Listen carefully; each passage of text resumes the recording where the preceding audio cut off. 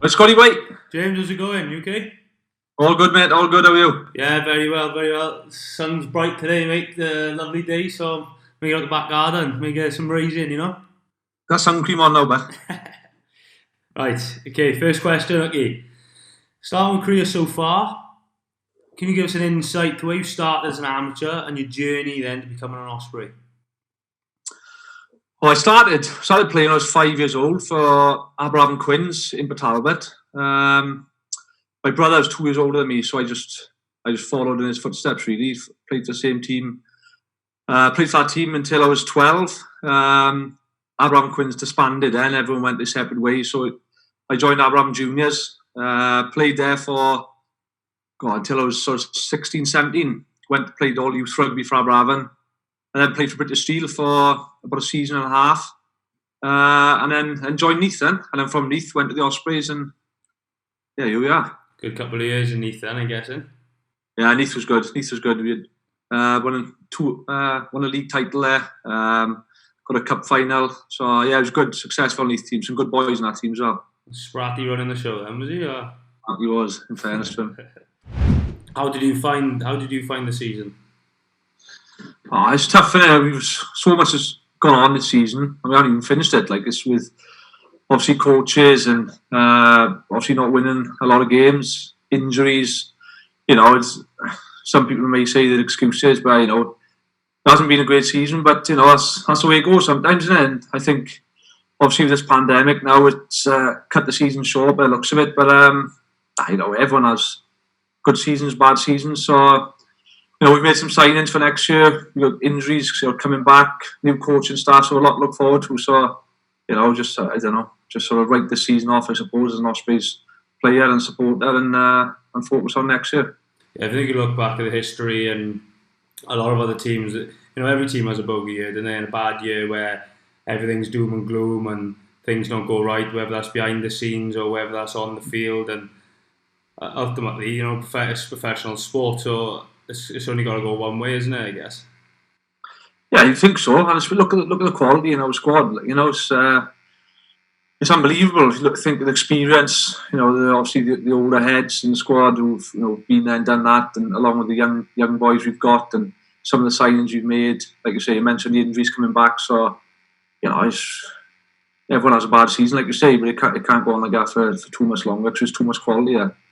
Yeah, when you talk about the quality of the boys that we've got, it's not just Lions and it's not just Wales, but it's the experience that them boys have had out of Wales. Like playing in teams in France and England, and the experience and knowledge they were picked up there. It's paramount to us players and even the younger boys to grow and to learn from, I guess.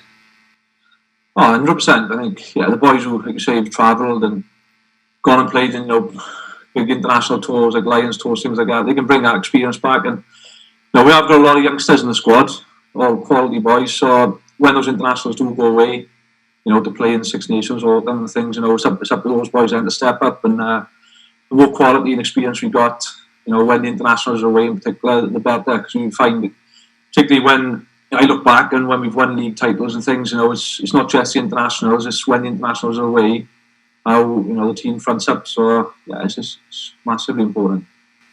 So moving away from rugby to a certain degree, a different aspect of the playing side of it. James Hooky's Lions, Wales, you name it, he's done it, and now author. So you obviously have announced your new book, Chasing a Rugby Dream, which book one is called Kick Off, with the help of David Brayley. So could you tell us a little bit of, why you decided to put this book together? Well, it was when I was in Gloucester. Like I've mentioned it before, but when I was there, there was a book fair after school, and Harrison, my eldest boy, he wanted a rugby book. So I just thought it'd be the run of the mill, go pick a rugby book up, and I'll be that. Like, but there wasn't any rugby books there, so I thought there must be some online children's books. Obviously, there was a lot of Rugby World Cup factual books and history of Six Nations, things like that, but nothing for children. So to be honest, I thought about an idea of doing something for children through rugby. But it wasn't until I came back to Swansea I kept sort of thinking about it, and I rang then Mal Pope, who is a family friend and doesn't live far away from us, does a bit of work for the BBC, and said, just do you know any children's authors, because I got a few ideas and just want to chat and sit down. And so he put me in touch with Dave Brayley,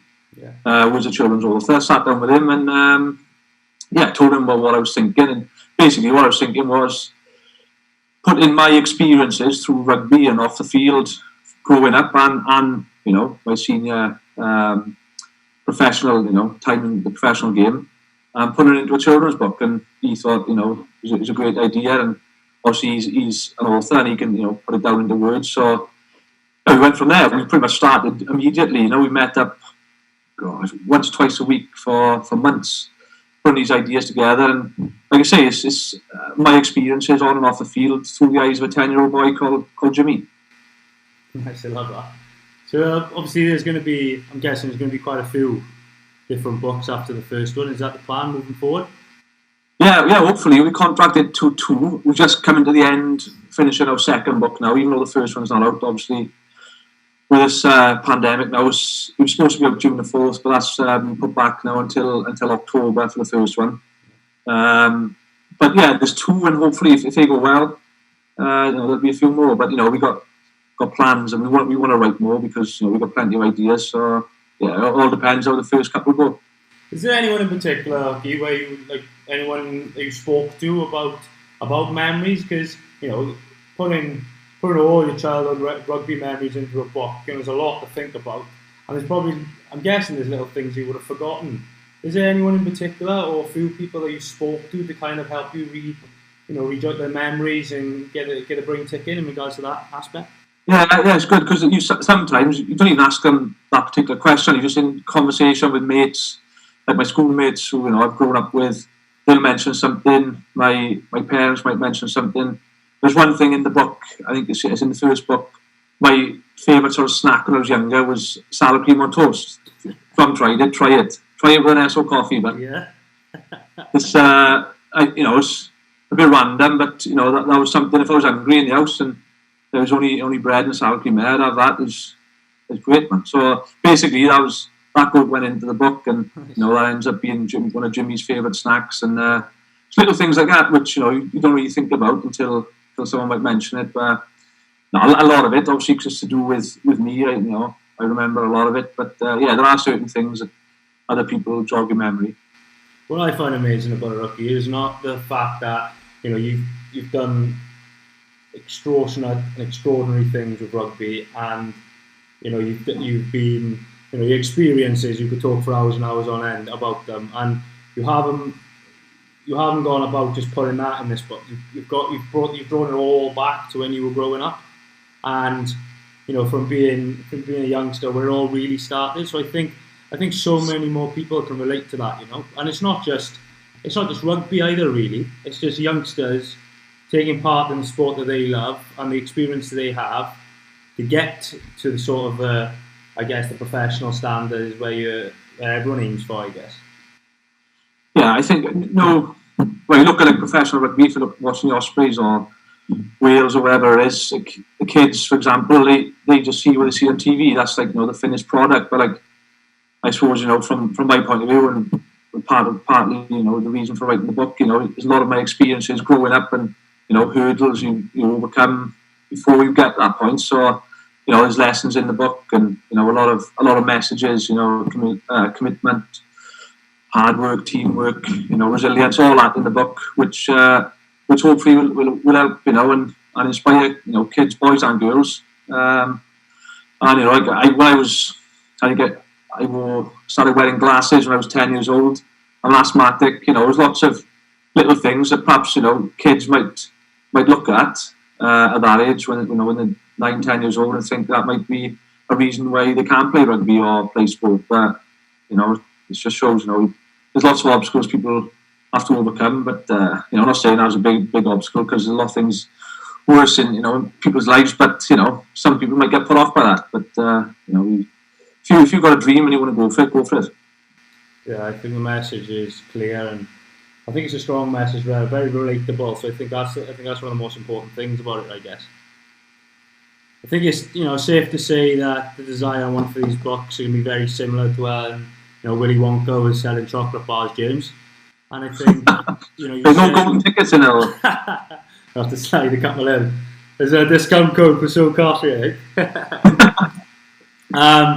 yeah. So obviously you said there's a delay on the publishing and the release of the book, I should say, to October. But where can people? So you say October, you're lucky to release it now, and all the pandemic and things calm down. Where can people go and buy this book? Yeah, all going well. It'll be out in October. They can pre-order it now on Amazon. So there's a lot of people, like family members, who've done that and things, and friends. So, but then, like I say, in October it'll be out in a lot of different bookshops and things. So when the release date comes closer, obviously I'll be able to announce where and when they can pick it up. Oh, great! So keep a look out on your social media pages, that kind of thing, is it, James? Yeah, exactly. Oh, great. Okay, we'll move on to the fans now. We've had a fair few questions come in. Probably a little bit less because we didn't actually tell him it was you going to be on, so we did that on purpose. Otherwise, it would have been bombarded with messages probably. So, Louise from Twitter, if you could relive one moment in an Osprey jersey, what would that be? Oh, one moment. Probably a 2010 league title. I think we beat Leinster in Dublin. I think we had a hell of a squad. Then it was like Filo Tia was his last game. We won the league in 2007. We beat the Borders out in Scotland. There wasn't like a grand final then. So basically, like the football Premiership, if you top the league, you have the most points, you win the league. Simple as that. So I would say it was an anti-climax. We went down to the last game of the season, 2007, but the grand final felt a little bit bigger. And going to Dublin, beating Leinster in their home ground was pretty special. Winning it with obviously a lot of mates as well. Yeah, I can imagine the beers flowing after that in the change room. You had some clean up blokes in that team, didn't you?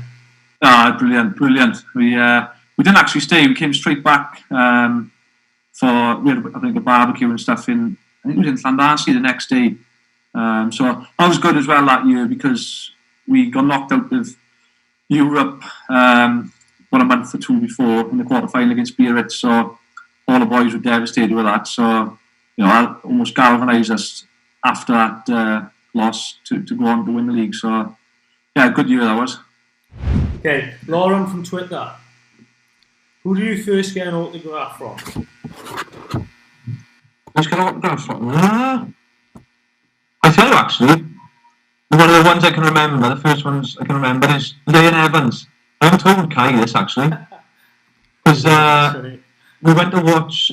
I used to be ball boy for Aberafon, and when Aberafon used to play all the big clubs, Llanelli in their prime with obviously Ian Evans, Swansea when they had Robert Jones, people like that. Went down to Stradey Park, and I used to love watching Ian Evans anyway. But I had a photo of him from the shop, and he came out to the car park after the game, and I asked him for my autograph, and he had a chat with me. And at the time, I was captain for my team, Aberafon Quins, so he wrote from one captain to another, Ian Evans. So I think it's a goal actually. My mother's somewhere. I'll have to dig it out and show Kai.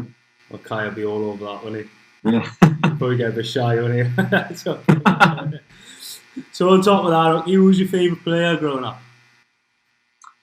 Favourite player growing up? I don't know, round that, Ian Evans era, I used to watch, used to love Neil Jenkins, obviously, as a kick guy. I loved kicking, but I was a scrum half as well back in those days. So Robert Jones, and like I just mentioned, when I was born with Aberafon, I used to love going, to watch Aberafon play Swansea because I'd get to kick the ball on the pitch to Robert Jones or deliberately pass him the ball, just used to love watching him. So yeah, Robert Jones or Neil Jenkins probably. Couple of legends there, really. Yeah. Carl from Facebook, if you could switch places with any other rugby player, who and why? Oh, I don't know. Be careful with this one. I'd be careful with this one. I know that. Switch places. I don't know if I switch places. I don't know. As a rugby player, I don't know. I don't know, Dan Carter's a complete player, and I don't know if we're going to be any player. He's probably one of the best 10s in the world. Him or Johnny Wilkinson. Well, we're off the field. Off the field. Yeah, I'm happy where I am. No, you're happy there. I get answer that. Deborah from Instagram. And last, this is the last one from the fans. If you weren't a rugby player, what would you be? Oh, traffic cop. Yeah? Traffic cop, probably. Well, that's what I'd want to be. Whether I'd be one or not is another story. Well, I think with a question, it could be what you want. Could be what I want. Whatever you choose to be, you can be it. Yeah, probably a traffic cop. When I was growing up, I used to love all the police programs, like cops with cameras, police camera action, and I don't know. I'd probably hate the job if I actually did it, but yeah, it'd be very intense. I think I thought it's probably better than reality. Yeah, you just want to go rallying in the cars. That's all. Donuts in the car park. Yeah. So, with our current situation, what activities, ideas have you or the Ospreys come up with to help keep yourself fit and healthy? I can imagine in your house, Hooky, with the two boys, it's very competitive, and with yourself, I can imagine there's a lot of scrapping going on and maybe a Hook Olympics. A lot of scrapping with the boys, yeah. But what we've been doing, I was playing football, rugby in the garden. My free kicks and penalties come on leaps and bounds. I just kind of keep the boys busy. Like I'm trying to do some school work with them as well in the morning. So there's no chance of doing any work all day. So we try and schedule like a couple of hours in the morning. So particularly the two older boys, they get some work done, and then practice the guitar and things like that. And then what else am I doing? For me, I've been carrying on my level 3 coaching, which has been doing stuff online, like webinars and things like that. And just sorting things out with a book that we spoke about coming at the end of the second book. And my testimonial as well is supposed to be this year, so that's been put on hold as well. So just trying to organise things, for when that kicks back off, really. What's the complete plan with that then, Hooky? Just old mates from Meath and boys you've played with, through the years, they bring them all together and have one big game. Yeah, well, the game was supposed to be in July in the Knoll, but obviously that's been put back now, so I'm not sure when that's going to be. But yeah, all the boys obviously were retired. The boys were playing, won't be able to play. But yeah, there's a lot of great teammates I've played with over the years. So yeah, they hopefully will all come back to the new date now. You never know. The Ospreys might let a few of the boys released if you want to play. You never know. We'll see now. Yeah, we'll see. So finally, Hooky, I think this is one of the biggest questions for me. We touched on your career and the experience that you've gained over the years, who you've played for. The things that you've achieved is unbelievable, and a lot of children and the players that you're with now do look up to because of it. What's your favourite rugby memory on or off the field? It completely stands out since you can be amateur, professionals. The one memory that really stands out. I think probably a Grand Slam 2008 is probably the. We speak about enjoying rugby, enjoying games, but you enjoy them when you win things. So you mentioned about the titles and the Ospreys. When you actually win big games or trophies, they're the things you always remember. So I think the Grand Slam, the 08 Grand Slam, was the one that stuck out. It was my first Grand Slam I was involved in, and we had a great team, beat England first game of the Six Nations, and went on from there. And it was off the back of a poor year the year before as well, so I don't think it was really expected either. So that is probably the standout one.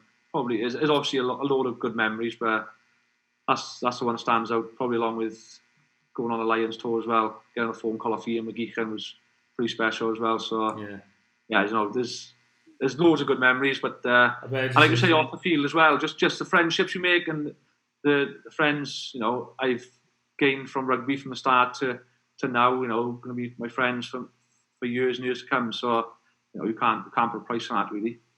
What's one thing looking back now, okay, like you talk about the off the field and the friends, gaining friends through rugby is like nothing else, isn't it? I mean, you are mates for life, and you could see someone 10 years down the line, and you'll catch up, shake hands, have a pint together. What's that? What's one real message that you can maybe provide everyone to take from, and this is rugby specific, from the off-field stuff, from making your friends? What's the one message you can kind of give everyone? For the youngsters coming through, Yeah.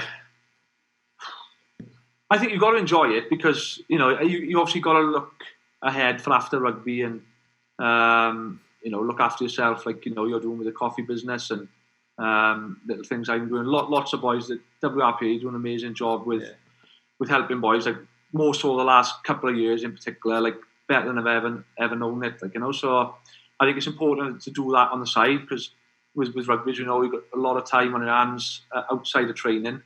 So it's good to fill your time with other things and occupy your time with other things on your mind because you can get too immersed in rugby. But I think being a professional rugby player, it's a dream for so many people. So I think once you've got it, you've got to put yourself 100% behind it and give it your all because, like you say, we both know players who their careers have been cut short and for whatever reason. So I think when you've got that, you've got to go at it 100%, as well as, like I say, occupying your mind with other things when you can, but go for it 100%. Yeah, there's a fine balance between it all, isn't it? But at the end of the day, you got to make sure your priorities are, doing the best you can and believing in yourself, I think. Yeah, no regrets. No regrets. There's a message from James, no regrets. There we are, Hooky. Well, that's it now. So thank you very much for coming on, and appreciate you sharing some of those memories with everyone. And I'm sure this will go down, really well with the fans and the Ospreys and the rugby community, I guess. So thank you very much. Pleasure, Scotty. Bye. Good work, mate.